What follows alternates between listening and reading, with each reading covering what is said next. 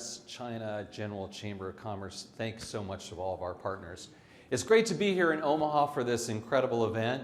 All of us are here to learn about investing and Warren Buffett and all of his magic. And we're here, of course, to talk about the U.S.-China relationship and how that pertains to Buffett and Berkshire. We have an incredible event for you today with some awesome speakers, some great names. And I want to tell you, we have a very special, very high-profile guest that's not on the program that we're about to bring out. So stay tuned for that. Before we bring out our guests, though, I want to go to a special video interview that I did with Warren Buffett very recently, where he talked about the U.S.-China relationship. So you're going to get a sneak peek at this video where Buffett talks about China. So take a listen. Warren, we're going to talk a little bit about China, and I wonder if you have something to say to Chinese investors out there. Wan Ying. Perfect. Great accent, by the way. We'll conduct the rest of this in Chinese if you'd prefer. Well, or maybe not. You sound like you speak Chinese a lot better than I do, so maybe we'll stick to English. Let's talk about this trade war that's been going on a little bit with China. And I guess I'd like to ask you, do you think that Donald Trump was right in calling out the Chinese government and basically putting them on notice? I won't have any comment on that. In terms of political activity, I don't put my citizenship in a blind trust. So when the election comes around, I'll do something. On the other hand, people will interpret things I say about any president, as to some extent coming from Berkshire, and they don't come from Berkshire. I'm just an individual, so I think. I'm glad to talk about China, but I can't talk to you about that part of it. Fair enough. I mean, do you think there was room for improvement then in terms of the trade relationship between China and the United States? Well, I think that China and the United States absolutely are destined to be the superpowers, beyond my great-grandchildren lives, and will always be competitors, and will be competitors in business, we'll be competitors in ideas, all kinds of ways. And there's no other way it would be. And we just have to make sure that competition doesn't get us to a point where we don't realize that the best world is one in which both the United States and China prosper. I mean, we do not want to have an island of prosperity in the rest of the world, envious of us in a nuclear age. And China doesn't, Russia doesn't. I mean, we all recognize the dangers of letting competition get out of control and become, you can be competitors without being enemies. And that's what all powerful nations have to realize over time. I mean, it's different than 200 years ago when you could have some dominant country, and then they may have done some things that you didn't like, but it didn't threaten the existence of the world. You really threaten the existence of the world, as we know it, if important countries do not constantly recognize that they can compete, they can fight over certain things, but they can't regard it as essentially the equivalent of war. Here's a question from Kevin Chen, who is a Berkshire shareholder and an NYU professor. And he says, and this is sort of along the lines of what you were just saying, Warren, but do you think that U.S. and China will be able to resolve their differences, or are conflicts unavoidable? Well, I don't think conflicts are unavoidable, but I think it has to be active thinking on the part of every hugely powerful country. And Russia is hugely powerful. I mean, 90% of the nuclear arms in the world are between U.S. and Russia. So they have to recognize that the best world for them is one where they don't try and grab all the apples, basically. And we have to recognize that. And we can't, in the United States, we can't think that either our ideas run the world, or we start getting aggressive about things, and China can't think that, and Russia can't think that. And that's obvious. You just have to make things, you got to be sure things don't escalate. You have World War I, with an archduke, I mean, you get these, you can get chance incidents, and you really want I asked one of the presidents one time, in terms of what he would do if awakened in the middle of the night with somebody coming to him and saying, absolutely, somebody else has launched, and would you launch on that? And you've got 10 minutes to decide.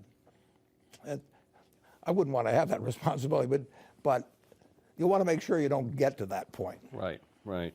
Would you ever make a big acquisition in China? And if not, aren't you missing a huge portion of the world? Yeah, the answer is we would. Yeah, we would. Have you looked? We've been made aware of some things, yeah.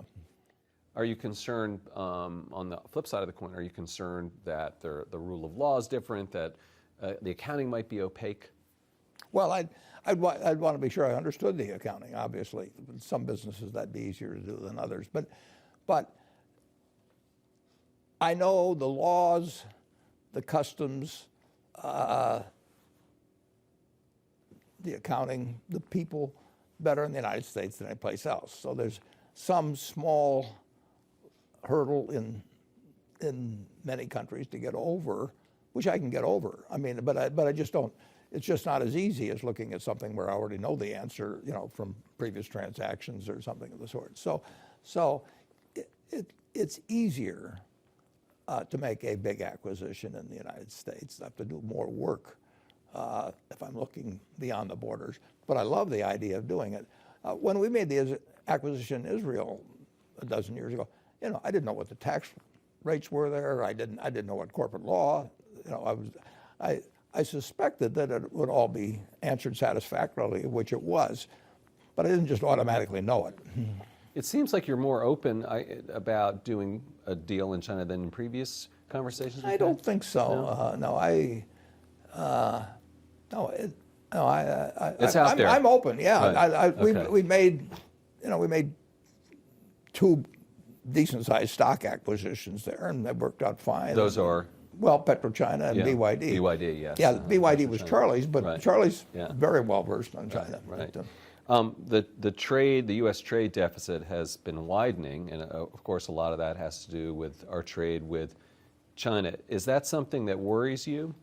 well, I wrote an article about it for Fortune and the trade situation many years ago, and when our deficit got to be large in relation to GDP. I don't think it's essential to have a trade balance, but I think that if a trade deficit gets large and it looks like you have no way out from it, that can be a real problem over time. I mean, you're shipping little pieces of paper to the rest of the world, and they're shipping you goods. I mean, people are working, making underwear or shoes someplace, and they get little pieces of paper from us. And it gets very tempting if you've done that enough to make sure that those little pieces of paper aren't worth very much over time when they want to cash them for something. So you don't want to have, we don't have any problem running trade deficits, but if we ran really large ones and we sort of worked ourselves into a box where we didn't really have a solution to get the numbers down, it could be a problem. And I wrote about it one time, but it's kind of a nice thing, actually. I mean, wouldn't you like to have something where you just send out little pieces of paper and somebody keep supplying you with your food or your, whatever? I'm living it. Right? Yeah, right, exactly. Yeah, we call them credit cards in the United States. Exactly. Yes. Okay. And last question. China is facing its slowest growth in nearly 3 decades. The leadership there lowered the targets, I think, to around 6.5%, 6%. Are you concerned about this slowing growth and the impact on global markets?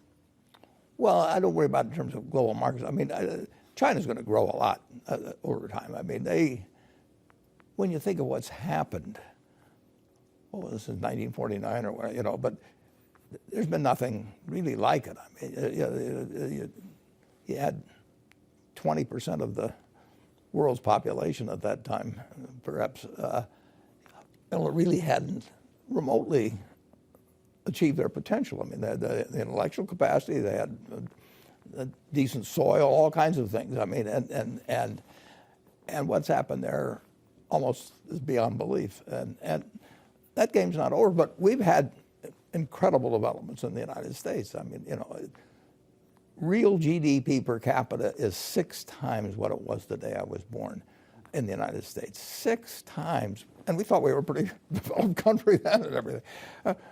No, my parents wouldn't have believed it. I mean, they would have thought, that this kid has really got it made.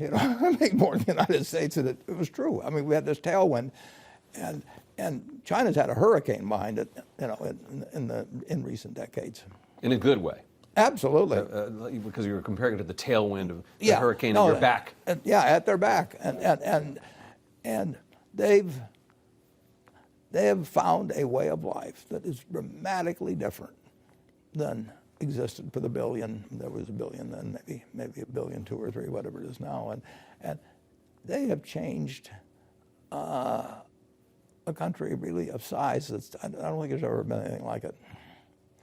We've done it too, but it took somewhat longer. I mean, it was more stretched out. It was a remarkable period, but when you go to, I first went there in 1995, and then they regarded it as a miracle, and then I went back 10 years later, and it was a whole different country beyond that. Warren Buffett, thanks very much. All right, so that was the man himself talking about China. Actually, so interesting, he's kind of more revered in China in many ways than he is in the United States, and we'll talk about that. Thanks to a couple people in the audience for providing me for some questions to ask him. All right, without further ado, I'd like to bring up our very special guest. Please welcome Nebraska Governor Pete Ricketts, who decided to drop by and pay us a visit. Hey, Andy. So great to see you. We are delighted that My pleasure. Thanks for having me on. So I want to talk to you about that relationship between Nebraska and China. And there is a relationship, and I'd love to ask you if you could sort of describe that relationship and how you've helped that grow. Sure, absolutely. So between Nebraska and China, we've got a lot of interaction. We've got the Confucius Institute at the University of Nebraska. There's a lot of exchange of students. There's a lot of Chinese students going to school here in Nebraska. We've worked on different projects in China with regard to medicine, agriculture. In fact, there's a demonstration farm in Shanxi province that's demonstrating agricultural techniques here in America and agricultural equipment to see what Chinese producers might be able to use. And of course, there's a healthy trade relationship. China is our number 1, or actually number 2 trade partner. And it's everything from beef, corn, soybeans, things like that. That we are trading with them. And then we also have investment from China back here. Worldline Group, for example, makes power motors and so forth. So it's a pretty healthy, robust relationship. And one of the things I do to foster that is go on trade missions. Mm-hmm. So we've been over to China to help introduce our folks to folks over there, develop those relationships, been able to watch where trade agreements have been assigned and expanded. So we really look to see how we can foster that relationship in many ways. So in case you didn't know, May this month is beef month in Nebraska. And so there's beef that goes from Nebraska to China? Yeah, in 2016, China opened up their market to U.S. beef for the first time in about 13 years. And Nebraska now actually has about half of all the beef exports from the United States, or from our state. And actually we saw beef exports go up 86% from 17 to 18. So we're very pleased with where things are going. We want to continue to see that go that way. We think we've got the best beef in the world, and there's a demand in China for it, as there is in other places around the world, and we want to continue to see that grow. So you're a Republican and a supporter of the president. There are many people in Nebraska that have been concerned about the trade dispute with China. So you kind of have to, toe a little bit of a tricky line. And so can you talk about that a little bit? Like, how do you balance out the needs of your constituents with national policy? Sure. So one of the roles, I think, as governors that we have is, we're closer to the people. So we try to stay in touch and then give that feedback to the president. So, for example, the president, and this is, in fact, Senator Grassley mentioned this when we were there, that it was the only time he could remember, and he's been around the Senate for nearly 4 decades, when a president had leaders from the agricultural states come together to talk about agricultural policy. So we talked a lot about trade, as you can imagine, and we're giving him the feedback about how important, for example, that relationship with China is. China, for example, is a large destination for our soybeans. Okay, that's a big deal here in Nebraska. And so when we see that trade relationship be disrupted, it has an impact on our farmers. And so we feed that information into the president and really encourage them to try and We know that it's a big, complicated relationship, and there's a lot of other things besides soybeans here at stake. But we also want to see this trade relationship get wrapped up, find some common ground with regard to the two countries, and get back to a normal trade relationship so we can have some certainty for our markets.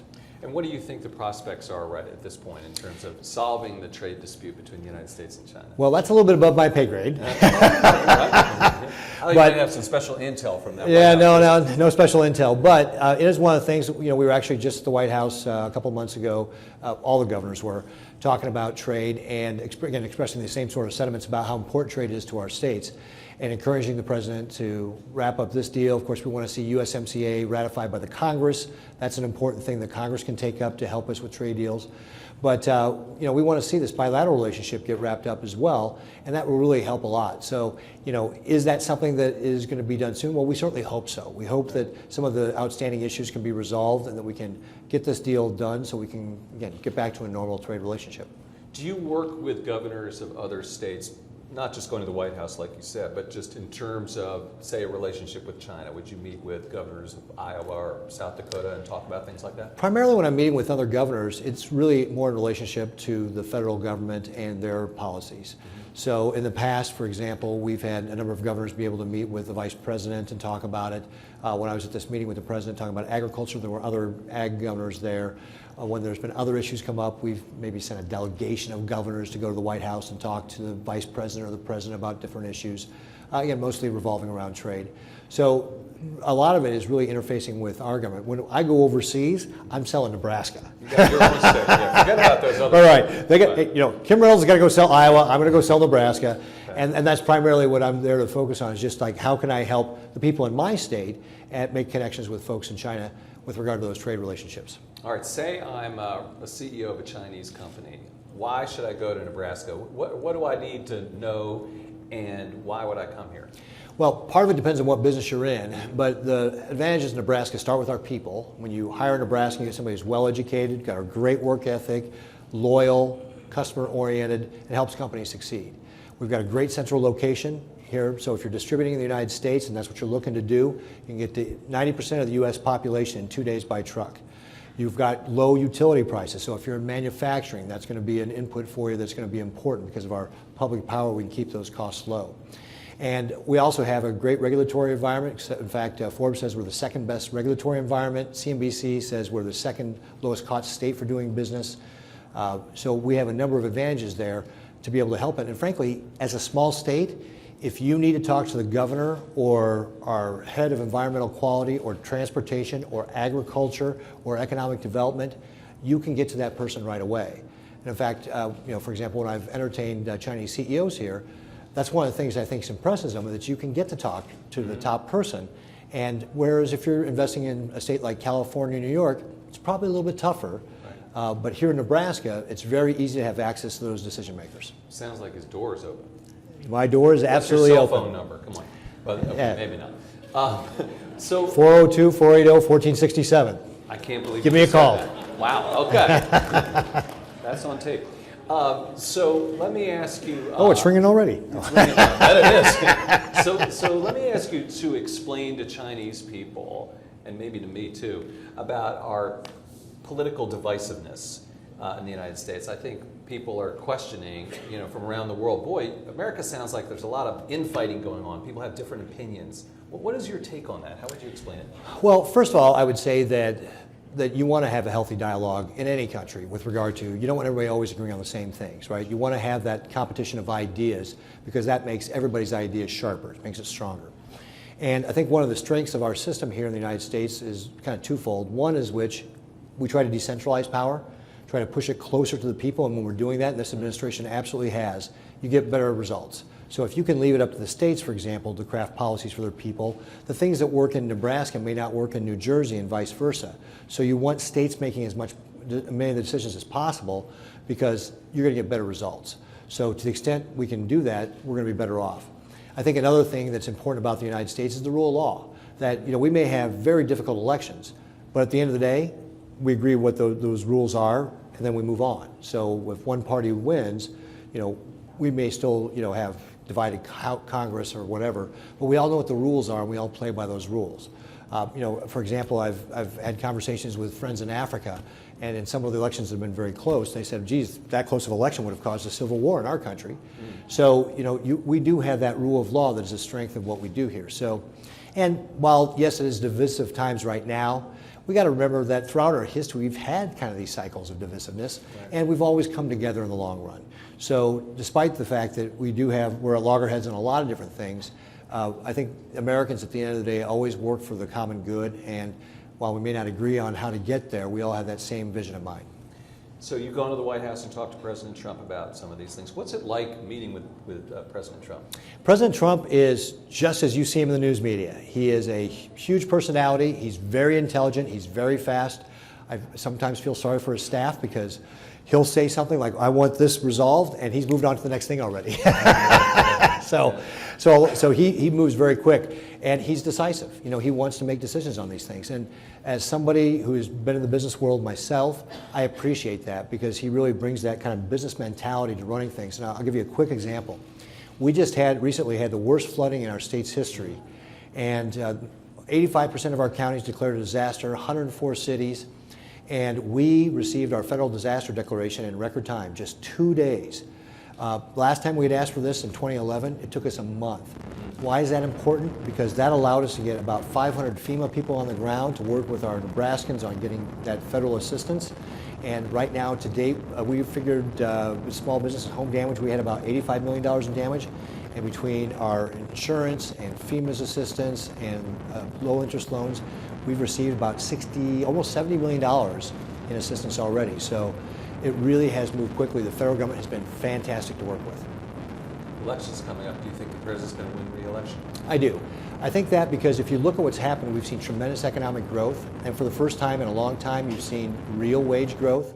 Here in Nebraska, we've had the third highest wage growth of any state since 2014, and that matters. When people have more money in their pockets, real money in their pockets, it makes a difference to them. And in fact, I think by the end of the year, what you're going to see is when you look at all the data, that income inequality will have narrowed for the first time in decades because of the president's policies on tax cuts, deregulation, trade policies. All these things are putting more money into the pockets of American workers. I think they're going to appreciate that. I think they're going to re-elect him next year. We'll see. Maybe there's 20 Democrats out there who might disagree with that, but that's what makes it a horse race, right? Right, exactly. All right, Governor Pete Ricketts. That's that spirit of competition. Right, exactly. You were talking about. Governor, thank you so much for coming by. Thank you, you, really Andy. Appreciate it. Thank you very much, Thank you Andy. so much, Governor. Thanks. Governor Pete Ricketts, thank you so much. And let's bring up our next panel right away. If they're here. Are they here? They're here. Yifei Liu, John Boyer, and Tom Russo. Tom, how are you? Great to see you. Great to see you. Good to see you. Sit on my comfy couch. You guys okay over there? So these guys are all distinguished investors, thinkers, longtime Berkshire Hathaway shareholders, great investors, authors. I mean, I don't even know what more I can say about you guys. So let's talk, Yifei, talk to you first of all, who works in Germany, as a matter of fact, which is interesting, an investment company. But he's also written a book about, how many case studies about Warren Buffett? 20 case studies of Warren Buffett. So what appealed to you about Warren Buffett? How did you get into Warren Buffett initially? Well, I think like everyone else, in terms of when you first start learning about great investors and really start learning how to invest, Warren Buffett, like Benjamin Graham, one of the first people you think of. So I think it's not it's a very simple way to get in and learn about Warren Buffett. His annual letters, I think, in particular, it's really recommended for anyone, both people who are first starting out, but also experienced investors in terms of, learning how to really understand how to invest properly. And just quickly, that your book is literally case studies where Warren Buffett invested in something that worked out. How does the book work? Well, I think the premise of the book really was, I started it actually as a personal project. 5, 6, 7 years ago, when I was reading about Warren Buffett, I noticed there was a lot of different books and material on the person of Warren Buffett and some of his investments, how they went really well, and kind of what surrounds the story about Warren Buffett. But what I wasn't able to find was really direct documents in terms of what could an investor see at the time Warren Buffett made the investment. So I was really looking for example, American Express. What could you see in 1964 rather than from today's post-investment perspective? And so I started the book really in gathering original source documents and kind of understanding what could a normal investor see at the time when the investments were made. And then, based on that, Columbia University Press approached me and asked me whether I wanted to make it into a book project. And of course, I couldn't say no since it was Columbia University Press. That's great. That's great. We're delighted to have Tom Russo here, who is, as you probably know, a very high-profile and accomplished investor. And you've probably seen him on stage and screen, maybe not stage, but screen, TV, a lot, talking about investing. So Tom, what is your history and connection to Berkshire Hathaway, first of all? For me, it was Stanford Business and Law School when, in 1982 or thereabouts, Warren came to our business school class run by Jack McDonald. Jack McDonald being the professor of finance who kept alive the notion of value investing at Stanford, which is where Bill Sharp and modern portfolio theory really flourished. And so Warren was part of Jack McDonald's A-team to come in and talk to students. And I recall his words to my class forcefully. One was agency costs. The absolute number one thing you have to get right when you're looking to make an investment is your agent working on your behalf or on their own behalf? And in a world in the United States where compensation has become so deeply stock option driven, the management of some of the great companies that are purely public don't invest enough money for the future because they want to manage the expectation of investors in the near term to maximize their option value. So Warren spoke against this kind of self-dealing and lack of alignment of interest. That's the number one thing you have to get right. We have attempted to get it right using family-controlled companies because the families have a very long-term horizon, as we do for our investors. And so the number one point I met with, the first time I met Warren, was this notion of getting agency costs right, and we end up with family-controlled companies. The second point he made was the American government only gives away one free tax break, which is the non-taxation of unrealized gains. So you have to find businesses that can invest to build off your share price to develop unrealized gains, because it doesn't help to sell them and only pay tax on that, the proceeds. Right. So that leads you to the kinds of managements that are going to make the forceful investments. They need to have the ability to suffer, capacity to suffer when their long-term oriented investments weigh negatively on near-term profits. Family control gives management the kind of support that allows that to happen. And then it's just his enormous ability to do absolutely nothing, but his willingness to do everything. And that combination is terribly powerful. Most people define themselves to be equity investors or bond investors, and they always have to be active, they always have to do something. At Berkshire, unless there's something to do, they can do absolutely nothing. Wait, say that again, that there's the ability to do nothing? Anything. The ability to do anything. And But what was at the the first same part? time, the capacity to do nothing. The capacity to do nothing. And the willingness to do anything. Yeah. I mean, so long as the terms are right. And most importantly, when he does act in complete disregard to the impact on the income statement. Right. There are countless examples of where the opportunity was based on their unique profile as it relates to the ability to have adverse impact on the income statement. Great, thank you. John Boyer is another very accomplished investor. We're delighted to see you here. Thanks so much for coming. What about your experience? How did you get into Berkshire Hathaway and Warren Buffett? How did I get it? I mean, it's interesting. I'm part of a family business where we've been managing money and having a research boutique since 1975, and I've been hearing stories about Warren Buffett since I was born.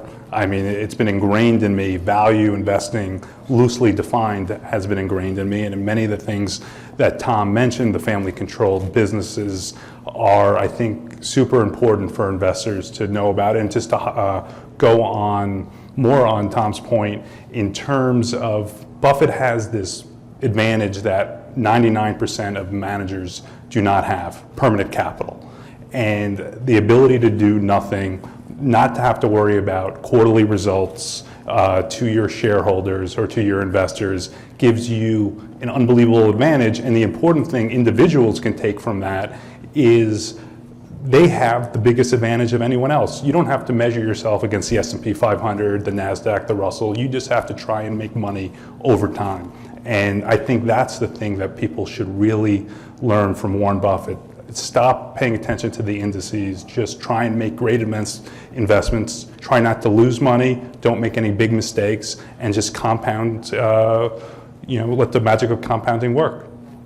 Yifei, let me ask you, what is the most important thing that Chinese people and Chinese investors can learn from Warren Buffett and Berkshire Hathaway? Well, I think there's so many different things that anybody can really learn from Warren Buffett. But as particular to Chinese investors in China, I think one thing I would especially think would be really important is really understanding the idea of quality businesses. When Warren Buffett, especially in the later years, focused on investing in companies, he really focused on investing in companies that weren't just successful in the next year or two. If you take an example like American Express, if you bought it in 1964 and you watched how it developed in the next, not just 5 years, but 10 years, 20 years, 30 years, 40 years, you're really looking for businesses that have a very stable and certain kind of structural growth and prospects to be able to be successful with some certainty level over a longer time frame. And I think that's a concept that once you learn more and more about how to invest properly, is often undervalued by the market. And I think that's also something specifically that maybe for Chinese investors is also very important to understand. Great. Tom, let me ask you, what sectors, stocks are most appealing to you right now, and do you think those ideas match Buffett's ideas? Well, they derive from Buffett's ideas. I think if you were in my class in 1982, Warren would have been excited about See's chocolate. He had owned it for a period of time, but it was a new position. And it was the position that took Berkshire away from the old 50-cent dollar bill approach to value investing, where you buy assets on balance sheets at a discount, close the gap, and move on. Well, it's very taxable, and it doesn't have any pricing power or anything uniquely beneficial that can be enduring. Along came See's chocolate for $35 million, and Warren bought it, and subsequent to this date, it's generated $2 billion. And it's reported by Warren himself that it's the one job that he does personally in Berkshire Hathaway, which is price See's chocolate, hopefully high enough that people feel that when they get a gift of their See's chocolate, that somebody cared for them deeply. So price is part of the product, and that's a lesson that came from See's chocolate. The other lesson from See's chocolate was that you have to have the capacity to suffer. Warren would tell you that the reason why See's works is they have a pure chocolate-only, candy-only approach, and all of their competitors over the years who had a very similar business hired consultants to try and explain to them what could they do during the 9 months of the year when nobody bought any chocolate whatsoever. And most people said, in the summer sell ice cream, in the winter sell soup, and every one of them lost their way, because what consumers want is a dedicated temple to chocolate, where if you go in there, you have to pay way more money than you thought possible. And when you come home, the gift is secure and its impact. Right. And that capacity to suffer is, those 9 months when you have no business is all made up for in the 3 months where you charge so much that you can have profits. And watching that brand deliver on its promise of price inelastic demand is really powerful. John, it's interesting what Tom just said, because we think of Warren Buffett's investing as extremely constant, but in a way it has changed. I mean, you were talking about the cigar butts, yes, and then moving to what would be branded growth or brand name companies, and now again with these are his two investors, where we're seeing Apple, and now yesterday Amazon even. So how much does the model change, and how much does it stay consistent, do you think? You know, obviously the Amazon investment was made by one of his lieutenants. I think it shows maybe what the future of the investment portfolio looks like. I mean, I would really say two things with that. One, you know, I would be very wary on the Amazon investment. I think there's significant antitrust issues that people really don't appreciate. And two, more germane, is the fact that the equity portfolio, while it makes all the headlines when the 13F comes out, et cetera, it's just such a small part of the business that it just really doesn't really move the needle at this point. And one of the things I think that's interesting is Buffett is forced, obviously because of his size, to invest in very, very large companies. So his investable universe is very small. What the average investor can take, and one of the things that we look at, are stocks outside of the major indices, orphan stocks, stocks that no one cares about, because that's where you get the great value. And that's where Buffett had his fantastic returns in the 70s and 80s, when he had the advantage of not, it's a good and a bad thing, of not having hundreds of billions of dollars. I'd much rather have hundreds of billions of dollars. It certainly puts you in a better position, but your returns certainly do suffer. Right, and you had some investing ideas along those lines, right? Well, orphan equities, stocks that are outside of the major indices, stocks with family-controlled companies because they can't go into the major indices. There are a lot of different things that stocks that are hated by Wall Street analysts. You just want to be a contrarian. You want to go where everyone else is kind of running away from. Ife, I want to ask you about a point that I made, which is the fact that Warren Buffett is so revered in China, maybe more revered in China than in the United States. Do you have any thoughts as to why that might be the case? I mean, I could venture a guess, but I would think, you know, many people in the, I'd say in the United States, obviously know Warren Buffett. I think in terms of the culture and really having appreciation for, you know, business savviness, there's probably a few countries. You know, if I compare that to where I work in Germany, for example, or parts of Europe, there are parts of Europe where, you know, Warren Buffett is very revered and very well known, and other parts where, you know, business savvy and kind of intellect in terms of ability to invest is just not really known as much. And I think in China, it's probably one of those countries where this kind of talent is really appreciated. And I think, you know, even though Warren Buffett is really revered and respected across the world, I think there it carries maybe even more significance. Tom, I'm going to ask you a quick last question, and that is a question everyone always asks, which is what happens to this company after Warren's no longer here 20, 30, 40 years from now? Well, you're going to hear in just a moment from Lawrence Cunningham, who wrote a book called Berkshire After Buffett, which is a highly recommended book.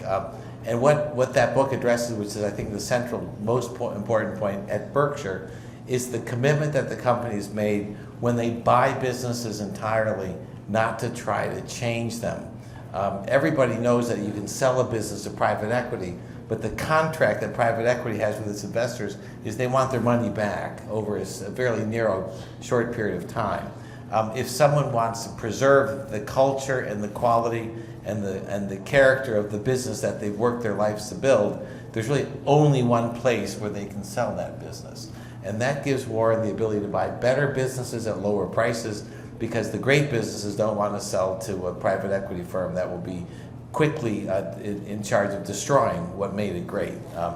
With that feature intact, coupled with two new vice chairmen, Greg and Ajit, who are both excellent, the best in the world in their areas, plus these two investors, Todd and Ted, who are brilliant, I think the future is quite rosy. Great. Well, that's a great place to end this panel. And please join me in thanking Ife, Tom, and John. Thank you guys so much. Thank you. It's great fun, yeah. All right, and now let's bring up our great next panel with Yahoo Finance's Miles Udlin and a group of great guests.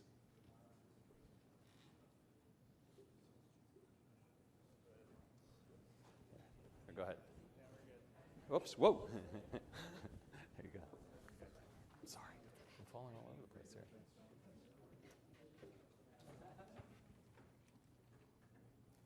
I understand there's audio issues. Welcome everybody. Thanks for being here. I'm joined today by Helen Yu, who's the Global Legal China Practice Vice President, and also Kevin Chen, the Chief Economist at Financial. Excuse my phone being out. Kevin, I wanted to ask you to start with a question that you actually asked indirectly to Warren Buffett through Andy during our video, and it was, will the U.S. and China be able to resolve their trade differences, or are conflicts inevitable? And Warren offered his answer during that video. And I would just ask you the same question. In your view, looking at the two biggest economies in the world, is there an inevitability about there being conflicts between them? Sure, Miles. Thanks for the invitation. And I feel honored to ask the question, and I really enjoyed Warren's answer.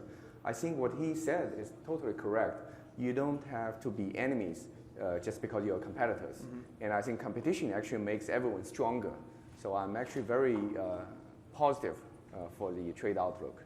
And then when you just hear the president talk about the trade deficit, there's an accounting nature to that. But does that speak to an unfairness, I suppose, in your view, of the relationship between the two parties? Yeah, probably not. In fact, I think for the U.S. to run a large trade deficit, like what Warren Buffett said, mm-hmm. It's a sign of strength. Yeah. Because you're able to, in fact, exchange your currency, your paper, with goods and services, right. So, which is good for the country. The exorbitant privilege of the U.S. dollar, I suppose. Helen, I just want to start with your view of the current state of U.S.-China trade negotiations. A lot of news right now. We had officials meeting in Beijing this week. They'll be in Washington next week. From what you're hearing from your clients, from folks you know, what does it seem like the state of play is right now there? Yeah, definitely. This is a hot topic in both China and the U.S. So I just want to give you an example. It's my second time come to Omaha for Berkshire Hathaway's shareholder meeting. And 2 years ago, about total 37 shareholders in Omaha, 10% are from China. And also when you listen to the governor about so many cooperation between just Omaha, one state, with China. So I think and I feel from my previous background and my current clients, they're really close interdependence with each other. And then for the trade talks now this week we have, just 2 days ago, Financial Times just reported that President Trump just dropped the cyber theft from the list in order to get to the deal. And next week, the Chinese Vice Premier Liu He will be in D.C. to negotiate, to finalize it. Yes, I'm confident that there's going to be a deal probably end of May or early June to be closed. But you have to think about, U.S. and China, not the first time to negotiate deals. Right. During back to the Obama administration, we have already established mechanism like a GCCT, SNED every year, and we disclose, we issue joint statement, we talk about different things, IPR, right, and all these things. But enforcement is more important. Yeah, well, and talking about enforcement, I think you mentioned that both sides are always issuing statements saying great progress was made, or what seems to be the realistic outcome in terms of enforcing some of these, particularly intellectual property? I think it's talked about a lot from U.S. investors. Right. What, in your view, might be a realistic outcome for actually sticking to something that's in a memorandum or an MOU or something after these meetings? I feel that it's the long term, because this time, a lot of things negotiated on the list is not new, but also there's things are new, like a structure change for China, and then SOE, all these things. IPR is a long-standing topic. This is not new at all. Right. And I think China really made some effort into it. On IPR, when I was in China working with Ministry of Commerce, we even have a department just deal with IPR issues with U.S. And then for U.S. side, I think they're short of confidence about enforcement, because I just concluded my meeting in D.C. and met with many old friends from think tank, politicians, and business people. They all seem short of confidence and lack of trust. I think trust is very important between U.S. and China. If you can do more trust and then closely monitor the enforcement process, that should show good result. Because if you think about China, when the first succession in WTO 19 years ago, and then the two economies is like a complementary to each other. But now China become competitor with the U.S. in the world. But the U.S. never afraid of competition. It just asks for reciprocal treatment. So I think we have to work together and find a solution. But don't set too high expectations. It's still a long way to go. Mm-hmm. And if I may add anything, I would say the intellectual property protection is a good thing for China too. In fact, China has becoming a country with a huge number of patents, applications, etc. So to enforce what you mentioned about enforcement, it's actually for the betterment of China too.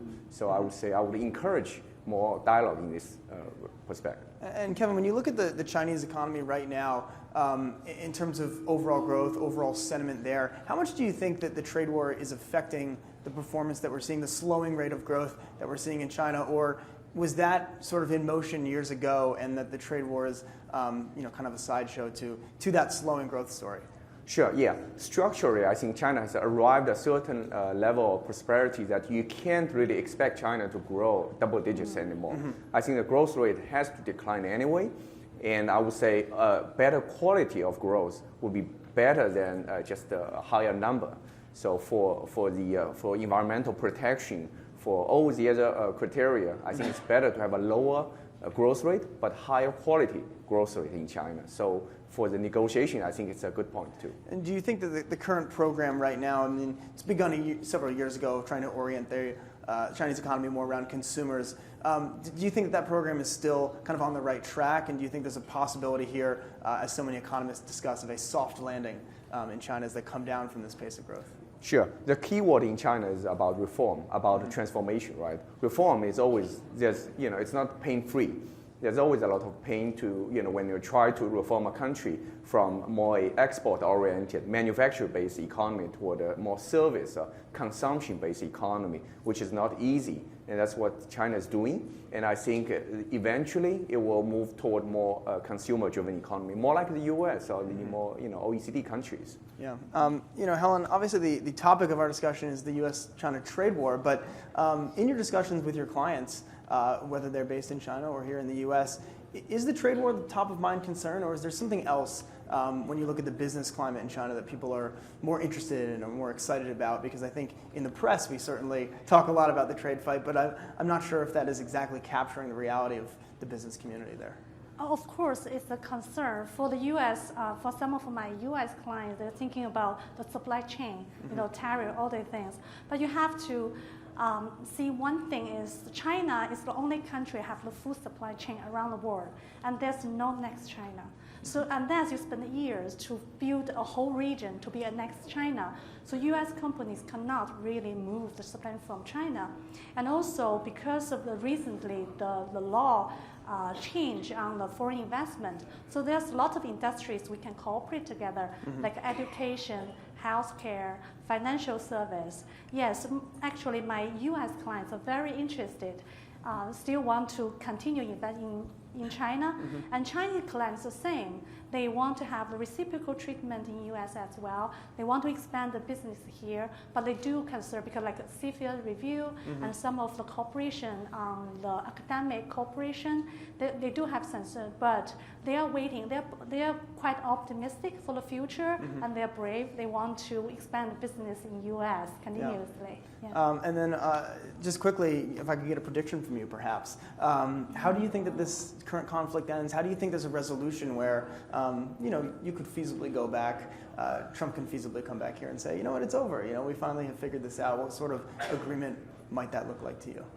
I think there's agreement on certain things and also disagreement on certain things, but I just say that leadership from two countries work hard very much. And the one thing I also just noticed in DC atmosphere is very interesting to me is before, afraid of China, the competition, the rising power, all these things. But now I found a lot of people in DC start to talk about why don't we look at our homeland in US? How can we be competitive? China has long-year plan, right? And then China now welcoming all the talent to China to join the research and development. And then think about America, whether the government, federal government, can do something to set up long-term plan and to forge and to attract the more talent into the U.S. And to stay on the top of the competition, research, scientific, everything. So I think two countries can work very well together. And then Kevin, just a final question to you. I think a lot of economists have discussed the idea that this trade war kind of ends a period of increasing integration globally around the world. Do you see it that way? Do you see major economies kind of retreating to be more domestically focused? Or is there a path forward for the next 50 years in the global economy to look a little bit more like the last 50 than some are predicting? Sure, that's a great question. I think nothing goes up a straight line. So globalization, of course, it cannot go up always, one-way trajectory. There could be some pullback always, but ultimately, I think globalization continues. And also, I think for the US and China, the two countries, economy-wise, they're going to still be more integrated. China needs to buy a lot more agricultural products. We are in Nebraska. China will buy a lot more soybean, for example. There's a huge food import need, and America is the best country to serve this. And also, China needs to buy a lot more energy from the US, natural gas, for example, to solve the pollution issue in China. It will bring a lot of natural gas to China. That would be helpful for the trade balance too. So I'm very positive. I think there will be a lot more opportunities. And also post the trade war, let's look at the market opportunities too. I'm in Wall Street. Most of the banks, insurance companies, asset management firms, you talk to them, they're looking at very, very positively. Look at BlackRock, opening market in China. Look at JP Morgan, look at Bridgewater. All those firms are looking at a huge market being opened. China, Asia stock market just joined MSCI. Right. You're seeing a lot of benchmark allocation going to China. And also bond market joined Bloomberg Global Index. That will attract billions, hundreds of billions of dollars allocation in bond market too. Yep. So all those are going to create a huge opportunity for Wall Street too. So I would say after this, we'll look back and we'll look at as a very good turning point almost. All right. Helen, Kevin, thanks so much for joining us. Up next will be my colleague, Julia LaRoche at Yahoo Finance. Sure. Thank you.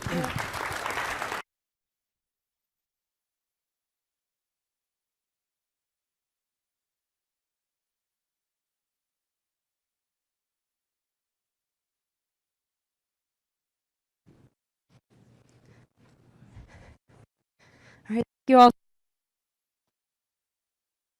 And I'm joined by BYD Motors, America's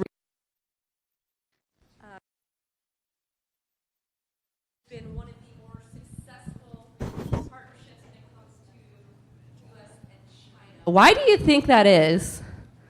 Yeah. I think I need like 3 hours talking about the BYD story here.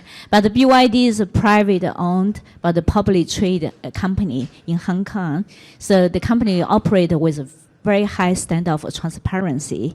The same time, because Warren Buffett, Berkshire Hathaway, is one of the largest shareholders. Each time we met him, he always emphasized saying business up and down, he's a long-term investor, so he's okay. But only one requirement is integrity. He's zero tolerance on integrity. So this actually also encouraging BYD also operate the company with a very high standard business ethic.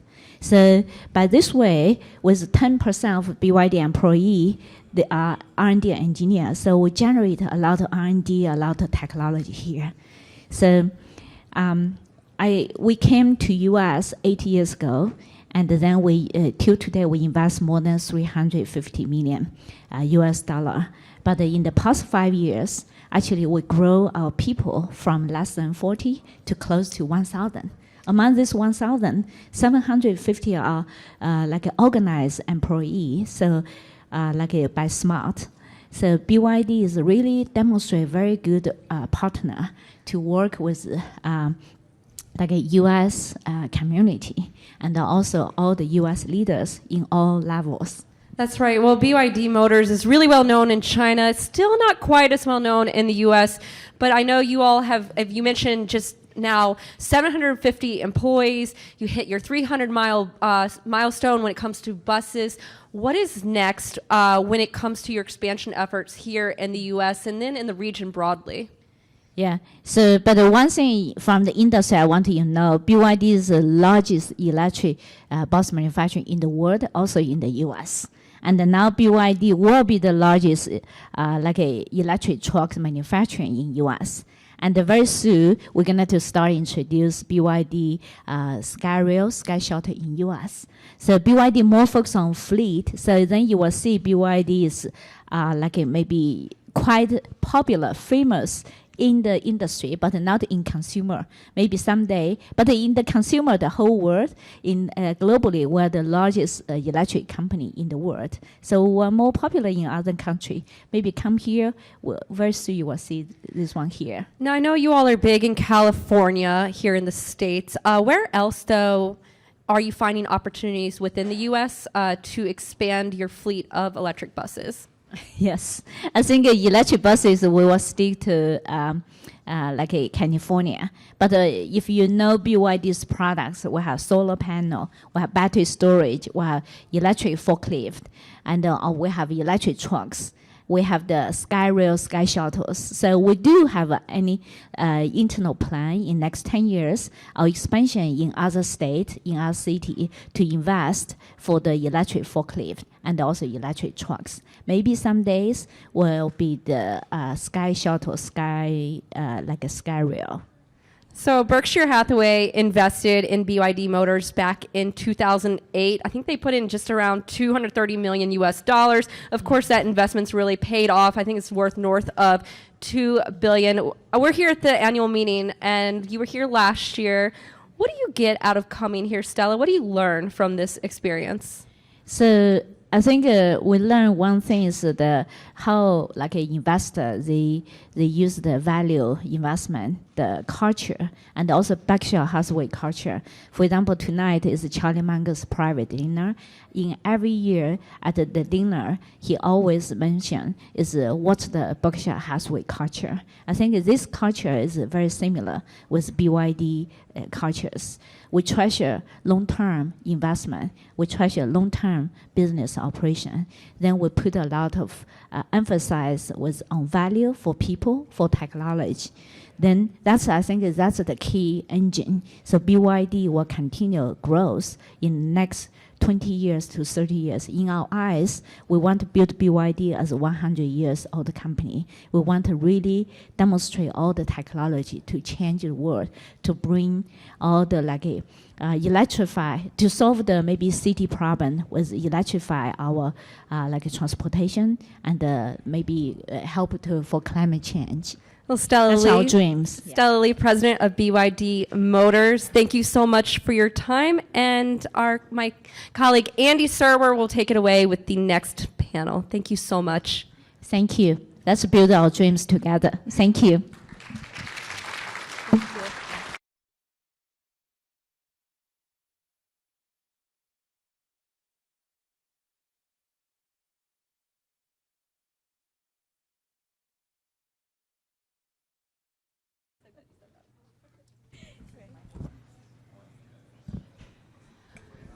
It flew by, but you got all your points, and that was great. Thank you so much. There we go. Okay. Sometimes I don't even need a microphone. Nice to meet you. Can you guys hear me? Is everybody having a good time? Oh, come on, man. All right. We have a great panel here, and we're delighted to have Lawrence Cunningham and Jeff Townsend and Karen Wallace. And they also have, each has their own unique and fairly long-standing take and understanding of Berkshire Hathaway and Warren Buffett. So we're going to get right to that. Lawrence has written, you're a law professor by trade, correct, sir? Yep. Okay. At George Washington University. And I specialize in corporate governance and corporate affairs, corporate finance. So it's the kind of stuff that Berkshire has been very good at. Right, and you've written a number of books. In fact, one of your books was mentioned by a previous panelist.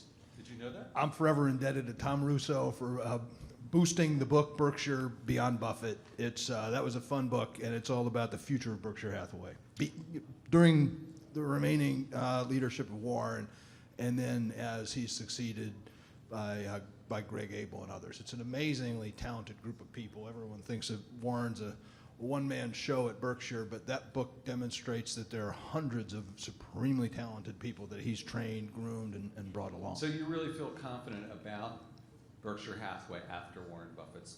I do, and since that book was published 5 years ago, I talked to Greg Abel every once in a while, and every time I do, at least at one point during the conversation, I think I'm talking to Warren. So I have a lot of confidence. Comforting for Berkshire shareholders, no doubt. We're going to get back to you and talk about a book that you're probably even better known for, which is, or a project, which is the Letters of Berkshire Hathaway, Warren Buffett, I should say. Jeff Townsend, who joins us from Peking University, and is actually coming back to us for a second year, so we deeply appreciate you coming back, Jeff. And so Jeff has a knowledge of China as well as Berkshire Hathaway. Of course, you all have a much better knowledge of China, but from an American perspective, which is always very, very important. So let me ask, we were talking, Jeff, about why Warren Buffett is so revered in China, and he even has a special name, and he's seen differently in China than he is in the United States. Why is that? Right.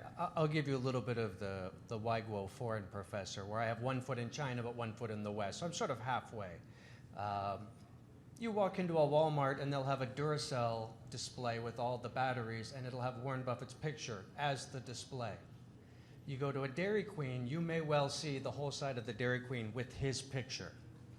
Last year, the cherry Coke cans had his face on them. You don't see that in the United States. In fact, you don't see that, as far as I know, in any other country.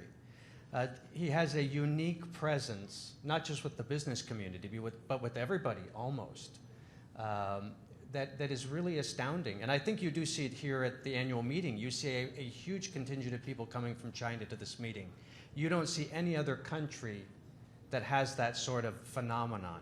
So there's something very strange and interesting and cool about Mr. Buffett's sort of presence in China. And I sort of point to 2 things, which is my simple sort of foreigner explanation. One, he's incredibly successful for being very, very clever. I think people think that's neat. And he's a teacher, which is a very revered profession there. You could almost say the same thing about Jack Ma at Alibaba. Very clever, made himself incredibly successful, was always a teacher at heart. So I think maybe those 2 things resonate, but there may not be a simple explanation for why he is known as the god of stocks in China. It just may be the way it is. Maybe people just really, really like him. You know, it's interesting that your point you just made, because I'd always, of course, seen that people in China revere and like and respect Warren Buffett, but your point that as opposed to other countries, like in other words, you don't see thousands of Russians here, right? You don't see thousands of people from Germany. I mean, so it's the Chinese people that it particularly resonates with, which is an interesting point.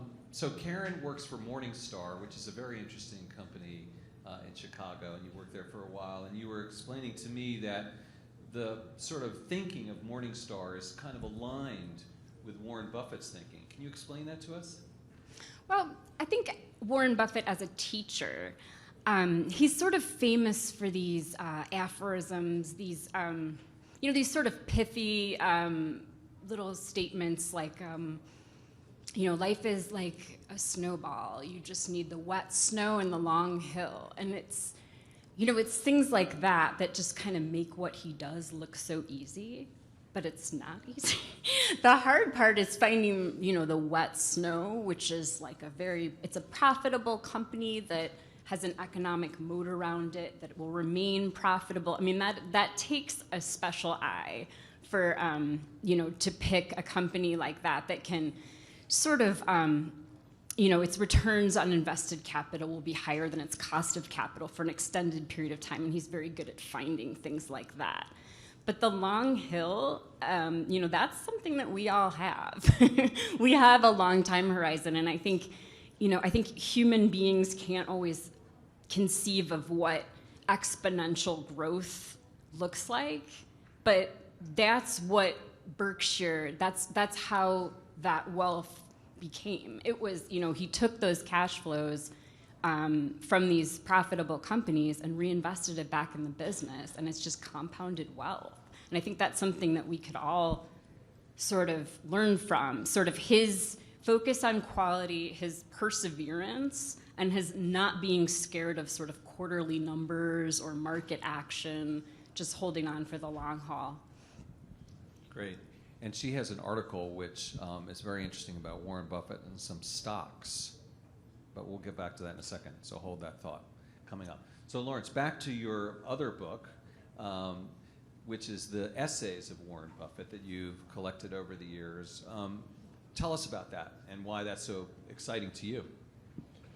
Well, it's probably the most important book on the subject because it's written by Warren. I, in 1995, had an idea to organize a conference around these letters, which address all the important subjects in corporate life: investing, governance, accounting, mergers, taxation, on and on. And I made the pitch to him through a friend and hadn't heard back from him for 6 weeks. And I got a little nervous, but I found out the reason he hadn't gotten back to me is because he was traveling with Bill Gates in China. He referred to that trip earlier in the program that you did. 1995. Yep, 95. He came back, he loved the idea. We did the conference, we published the book. It's sold millions of copies all around the world in 20 different languages. The very first translation we did was into Mandarin, into China. It was 1998. The book had been out for a year in the States. Warren sent me a letter saying, someone wants to publish you in China. And there was a proposal inside to translate and publish the book. And he said, whatever you want to do is entirely up to you. And that was the first of 20 translation arrangements that I've been honored to make. It's a big seller in China. Many of you probably have it. And Warren says it's the book he signs the most, so it's a very big seller. And he just says, look, what I did, my contribution was just to collate the subjects in a logical manner, rather than have, and to condense it into all the core topics.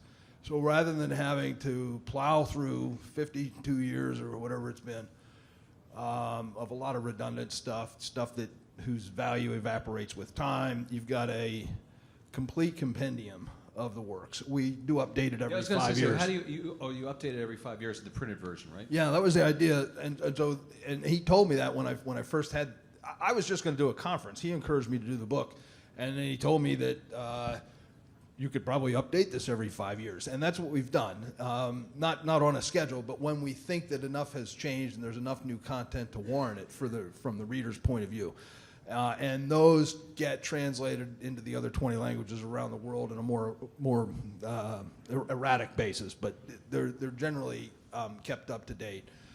And my own friends in China, it's not just me, and I don't really have anything to do with it, but they say it's the most authoritative textbook on Warren's thinking in the world. And I call it a textbook. It's an easy read. It's fun to read. It's not like a typical college treatment that has a lot of density and so on. It's fun to read. It's enjoyable to read. And to the point of his being a teacher, when asked what his legacy should be, great investor, great manager, visionary, philanthropist, and on, he says the thing he wants most to be remembered for is being a teacher. Right, yeah. That's great. And again, where did the request come from to have the first translation? Not Russia, not Germany, China. Very interesting. They were number one in that. The others caught on soon. Yeah. So Jeff, I want to ask you just a small little question. Being an American who goes back and forth and has lived in China for all these years and is knowledgeable, can you describe how the U.S.-China relationship has evolved, where it stands today and where it's going? Small question. Yeah. No, it's a big topic this year. Obviously, the U.S.-China relationship has gone, it is center stage. It's center stage in the business world, center stage in the political world. My little simple explanation is it was inevitable that China has become the world's second or largest market, depending what industry you're talking about. The U.S. is the other. There is going to be disagreement. And there was not really a great mechanism for the two countries to discuss issues, of which there is a long list. It's not just trade, it's IP, it's tech, it's market access, it's investor access. This list is going to keep growing our whole lives. And so this past year, I think what we've seen is the two countries learning to talk to each other about meaningful issues for the first time. And it's gotten a lot better. Last year it was kind of a little turbulent. Now it's quiet, professional. And I think this is going to go on for the rest of our lives, that these two countries are going to learn to deal with their issues. So you think this is kind of a positive reset? I mean, a lot of people were critical of President Trump, but some people are saying that maybe actually that this might work out. I think it was inevitable. I think the Trump aspect maybe accelerated it and maybe stirred it up a bit. But I think it was going to happen for sure. They are very, very different systems. They see things very, very differently. So there was there is a process of learning to see the other side. I thought we were very similar countries in many ways, though. Aren't we? I explained China business. My standard explanation is business in the U.S. is like soccer. Business in China is more like rugby. And when you put them on the field together, you got to kind of work out the rules. Interesting. Well, obviously, there's a lot more we can talk about there. But Karen, I want to go over to you and talk about this article, which has a really kind of provocative headline, I think, which is 5 stocks Buffett might buy if he could. What does that even mean, and what are those stocks? Well, so Buffett is in a position now where he has, $120 billion that he needs to put to work. So you can't really buy those small companies, those small, fast-growing companies. They won't really make an impact on Berkshire's overall earnings. But that's an opportunity for an individual. If you sort of invest in the same mold as Warren Buffett, where at Morningstar we look at stocks the same sort of way. The first thing we look for is a competitive advantage, which is a network effect, low cost. They sell if something like Geico is that sort of, it sells direct insurance. It was the low cost leader. Something like that. And Warren Buffett also likes to buy with a margin of safety. So I think he's explained that in a way that's, if you're a 9,999 pound truck and you drive over a bridge that says 10,000 pound capacity, you might want more of a margin of safety there before you drive over that bridge. So, he looks for companies that have competitive moats that will sort of insulate their profits, and he wants to get that at a fair price. Not necessarily, I think another panelist was talking about the See's Candies acquisition as sort of a turning point where he stopped sort of looking for the cigar butt type companies, the cheap companies, and he started looking to buy higher quality assets, or I guess what he calls a good company at a fair price. That kind of a company is a company with a moat. Those kind of companies don't get cheap very often, but he likes to buy them at a margin of safety. So that's another sort of lesson that you can take away from him. Just don't overpay, know what you own, if you look at sort of a stock price movement, if you own a candy store and sort of like the cash revenues that you'll get from that candy, you wouldn't worry about the stock price as much day to day. It's like if you own a farm and you know how much the crops will go for, you don't worry about the market value of the farm from day to day. And that's sort of how he thinks about his investments, which is another thing that I think is different about him. He's not looking for the market to tell him what something's worth. He knows what it's worth. And that's how he sort of looks at his investments and treats his investments. Okay, so those stocks, and you can look up this article, West Pharmaceutical Services, Algion, Jack Henry, Expeditors International of Washington, and Magellan Midstream Partners. These are stocks he would buy, except he probably wouldn't anymore because they're not going to move the needle because they're too small. But these are stocks that we have identified as having a competitive advantage. Right. Great. All right. Let's leave it at that. Please join me in thanking Karen Wallace, Jeff Townsend, and Lawrence Cunningham. Thank you guys so much for coming.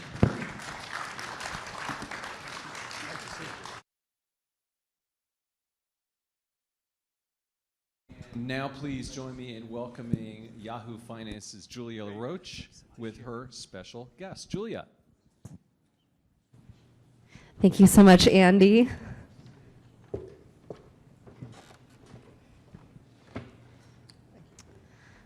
I'm joined by Brian Meredith. He is a senior analyst at UBS, and he covers Berkshire Hathaway.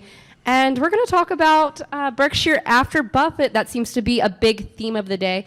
Now, UBS just did a survey back in February of Berkshire Hathaway investors, and by far the number one issue for them is still management succession. Did that surprise you? Why is it still the number one issue? No, I mean, I think it's always an issue because people, think of Warren Buffett with Berkshire Hathaway, right? That's obviously what happens. I mean, the second one that in the survey that was concerning to people was the performance of the equity portfolio, right? But that was probably also because it was in February and a bunch of things was going on, and I think the third most concerning one was what is he going to do with the $100+ billion of cash in his balance sheet? And that's something that I think about a lot.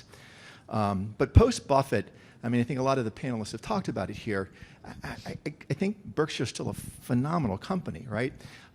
Number one, you still have this concept of permanent capital, right? Such a huge competitive advantage over a lot of different companies out there. Being able to invest in private and public equities, huge advantage to have, right now, given how expensive it is for some of these private market valuations for companies. He doesn't use much debt, so that stays. And he's made it very clear, I think, to people that the culture of the company is not going to change. I'm sure the board knows that, right? So I think that's an important thing too, that the long-term investment horizon, integrity, all of those great, morals and everything that, Warren puts in the company is going to stay, right? And then I think the third concept too that's still there that Warren's done a phenomenal job with is this concept of insurance float. Right? That insurance float concept, and I'm an insurance analyst, right? So this is near and dear to my heart, this whole concept of insurance float. So that's still going to be around. We're going to dig more in on insurance because I know that's something that you really like to cover. If you go back, though, to the financial crisis, you just would hear these stories of companies calling Buffett, looking for that financial lifeline. It's not just about the capital. It was really that endorsement coming from Buffett. So my question is, when he's no longer at Berkshire Hathaway, when Munger's no longer there, will they still get that phone call? Do you think the folks at Berkshire will get that phone call, and will it mean the same thing? Yeah, I mean, that's obviously the one big thing that you lose, right? When Charlie and Warren aren't around, is that kind of market clout, right? But I'm sure that what's going on right now is, Todd and Ted are being trained, by Warren. I mean, Todd sits on the board of J.P. Morgan, right? So they've got all their connections, and they're developing all these connections, and Warren's super smart, and he knows how to mentor people, and that's what he's doing right now to put them in that position that, when you have a situation like a financial crisis or whatever, they know, or an investment banker on Wall Street knows, let me call Todd, let me call Ted, let me call Jeet, right? Boom, first call. So, and also I'm sure he's training them to actually have that ability to turn that transaction around in 24 hours. And that's another very unique thing about, Warren Buffett and Berkshire Hathaway. I mean, when your banker runs into a situation and he needs to figure out a deal or get capital in 24 hours, it's not easy to do, right? Warren can do that very quickly. I guess the other thing is, when you think about it, you have Ajit Jain, Greg Abel, who will be running operations. You have Ted Weschler, Todd Combs running the investment portfolio. Does it concern you, though, that you have four folks in these positions where before it was just one person? Well, I really think of the company as really run by a management team already, right? So, I mean, I know Warren obviously oversees, a lot of looks at the operations, and from what you hear and talking to a lot of the managers of the operations, get that great phone call from Warren, encouraging phone call, and talking to him. But they're, it's the managers that are really running the businesses right now. So from the operations side, I don't think you lose anything. And then, from the investment portfolio perspective, I mean, Todd and Ted are getting more and more money. They're doing a lot of great things with the money, good performance. And actually, one other thing I pointed out in my research too, think about it. If you're an investment manager like Todd or Ted, and you actually basically have the U.S. economy at your fingertips with all of these companies that they own, what a great advantage to have as an investment manager, right? I'd love to have that. So it's great to have that. That's a good point, because you can pick up the phone. Hey, how are railroads doing, or exactly, or retail or whatnot. Let's talk though about insurance. That's something that you're really into, something you're going to be focused on this weekend. what is the catalyst there going forward for Berkshire Hathaway? What should folks really be paying attention to? Yeah, I think there's some good things happening in the insurance business right now. First one, Geico, huge insurance company, obviously a lot of people familiar with. Geico went through a period over the last, call it 2 years, where they were trying to improve their profitability. Growth really slowed. That's actually coming to a turning point. So I think you're going to start to see policy in force growth really start to pick up at Geico here going forward. Generate some more float. That's a good thing. The second thing that's a hot topic in the insurance industry right now is something called a firming commercial insurance market. So commercial line insurance pricing is getting tighter, going up right now. And one particular area is called the non-admitted or non-standard part of the market. Big company called AIG, Lloyd's of London over in London, have been contracting that business. The second largest player in that business is Berkshire Hathaway, and their growth rate in that business the last couple of years has been phenomenal. And I expect there's a lot more business going their way right now. So they're really, really just in the sweet spot. You know who loves insurance? Warren Buffett. Absolutely. So Brian Meredith, UBS analyst, thank you so much for your time. And we're going to bring back Andy Serwer for some closing remarks. Thank you all. Thank you. You guys, thank you very much, Harmony. Thank you very much, Julia. And that does conclude the Yahoo Finance U.S.-China Investor Forum for 2019 at the Berkshire Hathaway Annual Meeting 2019 here in Omaha, Nebraska. Thank you all very much for people attending in the room. Thank you very much for everyone watching the stream. And we'll see you again next year. Thank you again also to our sponsors and our partners. See you later. Have a great one.